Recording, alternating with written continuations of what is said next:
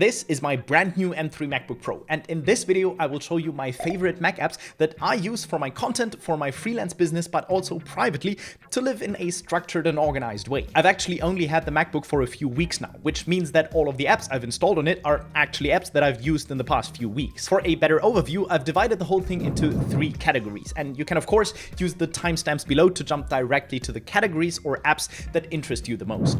Category number 1, helper apps. So these are apps for features that macOS actually kinda messed up a bit, because the features that these apps bring are absolute standard features, for example in Windows, but also in some Linux distributions. And in my opinion, all of these features should be standard in macOS as well. The first of which is the BetterSnapTool, because if you're coming from Windows, you're very used to just being able to throw your windows to the left or the right side of the screen, and the window then will automatically resize to exactly half the screen. macOS, for some reason, never copied this feature, but with the BetterSnapTool, you can get it as well, and just take your window and drag it to the left side, and then it will take up exactly half the screen or the exact same thing on the right side. But you can also stick it to the top to take up the whole screen, or for example to one of the 4 corners as well. The next step again brings a feature that Windows actually supports natively, and it's CopyClip. Because in Windows, if you copy something not using Control and V, but instead the Windows key and V, you actually get a history of what you copy. And CopyClip does the exact same thing, but for macOS. And I can then open it up here and see everything that I recently copied. CopyClip has one feature though that in my opinion is very, very important, because if we go to the preferences, I've actually set an exception for 1Password and the 1Password browser helper, because if I copy a password inside my password manager, I actually don't want that to be saved. The next app solves a problem that actually doesn't even exist on Windows, because the MacBooks have this slightly annoying notch that kind of punches a hole into your screen. So if you have a lot of programs open in the background, it can actually happen that there are so many icons in your menu bar that they get hidden behind the notch. And if you then want to click on one of these icons because you need that program, you won't be able to do so because it's covered up by the notch. My wife just came home and is now changing the background scenery. So don't be confused by the additional e-scooter that is now standing there. But luckily this can easily be solved with the app iBar, because actually the only thing iBar does is it brings this small drop-down window here. And in the preferences, I can then simply configure which of the apps I want to be hidden in the drop-down menu by default. The next app is one that I by far do not fully use, and it is Karabiner. Because for some reason macOS sometimes switches up like the pointed bracket and the accent key on my keyboard. I mean, most people will very rarely use the accent key or the pointed bracket, but for me as a software developer, for all of you that have written HTML code before, you will know that we actually need the pointed bracket quite a lot. I have absolutely no idea why this is happening, but it can easily be solved with Karabiner, because with Karabiner you can actually change keys on different keyboards. And so I just have this configuration that the grave accent and tilde should be replaced with the non-US backslash. I don't know why this is the non-US backslash, but apparently that's the pointed bracket, and vice versa. And if macOS just decides to switch them back, I can simply delete these 2 rules and everything is back to normal again. Now, as I've said, I by far do not fully use this tool. There is actually tons more things that you can do with Karabiner, but that's actually the only thing I use it for. Because as you can see, you can actually configure this differently. For example, for the Apple internal keyboard, differently to my wireless keyboard, which means, for example, I could put another keyboard on my desk and then just specify various hotkeys on that specific keyboard. Category number 2, productivity apps. The first of which is the program without which my life wouldn't function anymore at all nowadays. And that is, of course, Notion. Notion essentially is just a note-taking app. Like, for example, if I wanted to write something down, this could be my note, and I will write something clever in here. But we can also add custom blocks, like, for example, if I wanted to add a quote, someone said this, like this could be a quote of something super clever. But I can, for example, also create sub-pages by typing /page. And this is now actually a sub-page below my initial note page, and it's also linked right here where I created it. But the thing that actually makes Notion so incredibly powerful are the databases. Because, for example, if I click on a table down here and then say new table, this is now a database. So a database is essentially just a list of subpages of that specific database that can then have specific properties. Like, for example, this could be a tasks database. And I could then create a new property, which would then be of type status, for example. And then I can say, aha, this task is go shopping. And I can set this to not started, in progress, or done. Or I could, for example, add another property here, date, and say this is the due date.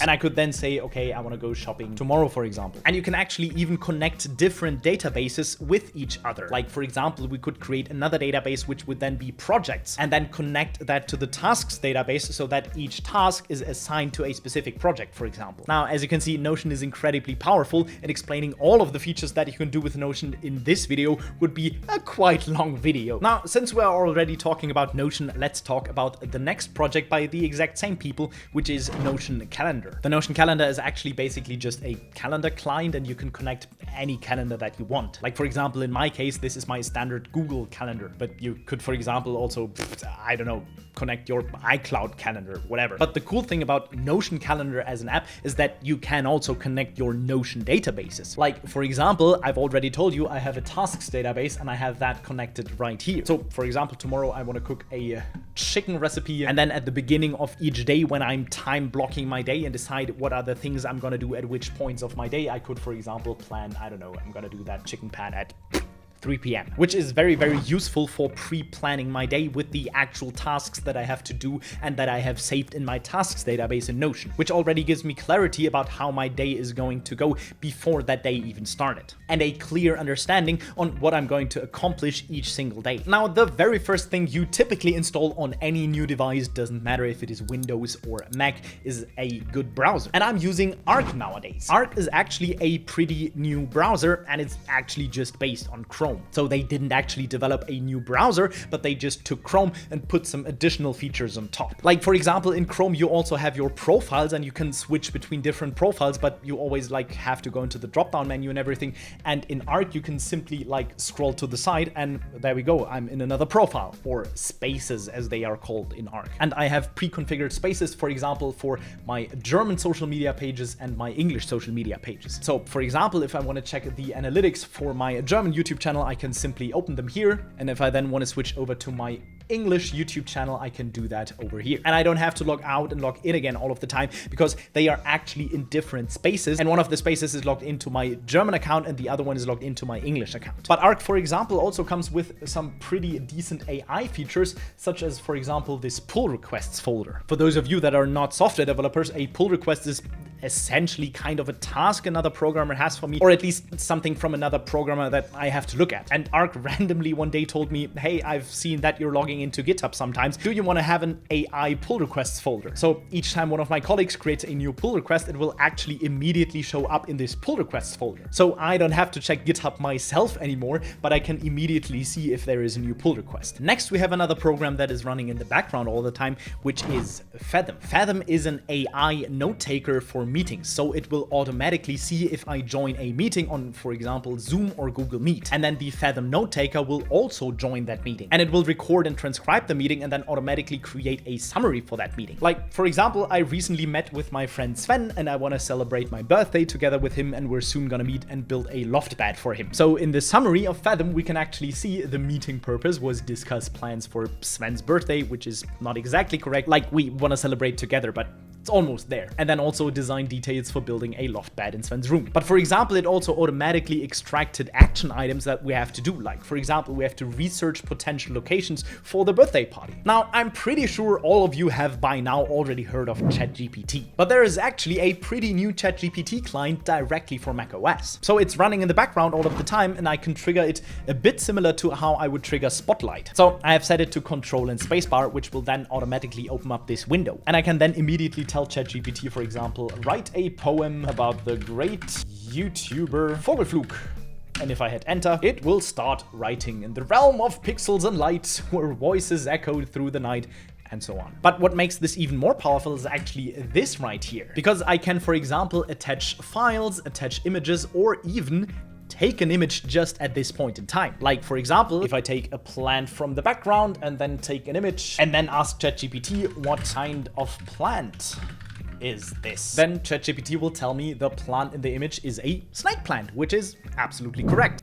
Third, apps for my private life. So the first of these is actually the app I use for almost all of my communication, which is Telegram. I've actually already switched over to Telegram quite a while ago, and I don't really use WhatsApp that much anymore. And for those of you from the US, actually kinda no one is really using iMessage in Europe. But it's mostly WhatsApp, or in my case, Telegram. And I actually even have a community on Telegram. So feel free to join that community if you want to have a talk with me or some other creatives. Although you might not understand everything, because so far that community was purely in German, because like my main YouTube channel is in German. But like, for example, I recently published a poll here, which one would be the thumbnail that you would click on. And I then used that information to decide which is the thumbnail that I'm actually gonna set. So the next app was actually the very first that I installed on this MacBook, because without my passwords, I cannot log in anywhere. So the very first thing I had to install was my password manager. Because of course I'm using long and safe passwords, and I won't be able to remember them actually in my head. And of course, I also have a different password for each account. So I'm saving all of my passwords in a password manager, and the one I'm using is actually 1Password. Now, there are of course also other password managers, but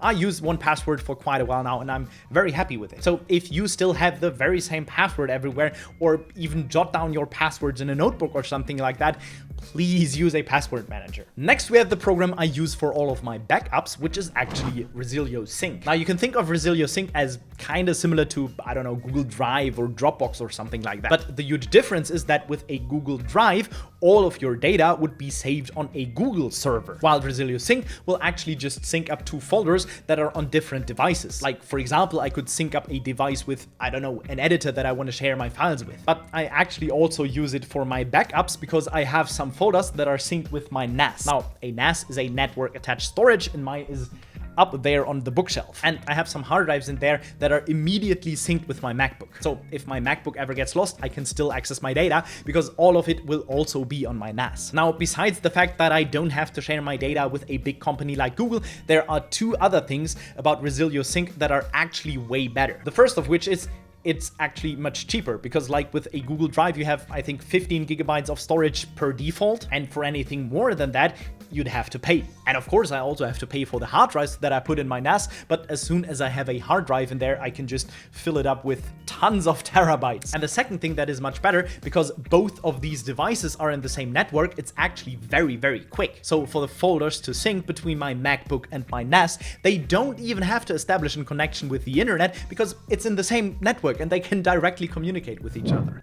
Category 4, creative apps. Now, the first one I have to mention here is, of course, the Adobe Creative Cloud. Now, I know the Adobe Creative Cloud is not really a single app, but a bunch of different apps. But I've just packed them together as one app here for simplicity. So if any of you have never heard of the Adobe Creative Cloud before, I'm sure most of you will have heard, for example, of Adobe Photoshop. So Photoshop is the image editing program within the Adobe Creative Cloud. But there's also, for example, video editing software such as Premiere Pro, or visual effects software such as After Effects, and tons more very, very powerful apps. And the Adobe Creative Cloud is actually pretty expensive. Like, I pay around $70 or something every single month. But I have tried replacing the different apps with other apps for quite a few times now, and I never found anything that I was really happy with. Now, the next creative app is actually the one I'm using just right now to record this, what you're seeing, which is OBS. Now, OBS is a program that is primarily used by streamers. Like, for example, I could now hook this up with my YouTube account and then press on start stream, and it would start a live stream on my YouTube account. But you can also use it to record videos, and the cool thing about it is that you can use it to combine different sources. Like, for example, in this case, I have the video feed coming from my camera,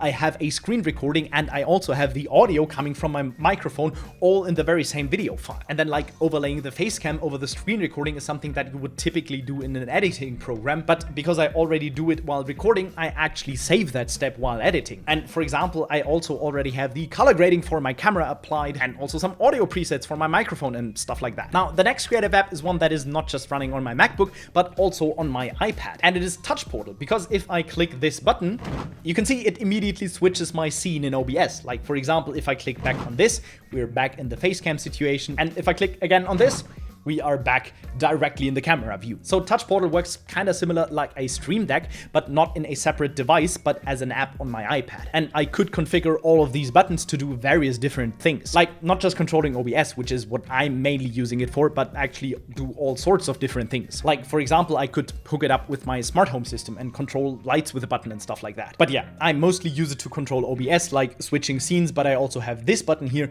to start and also stop a recording.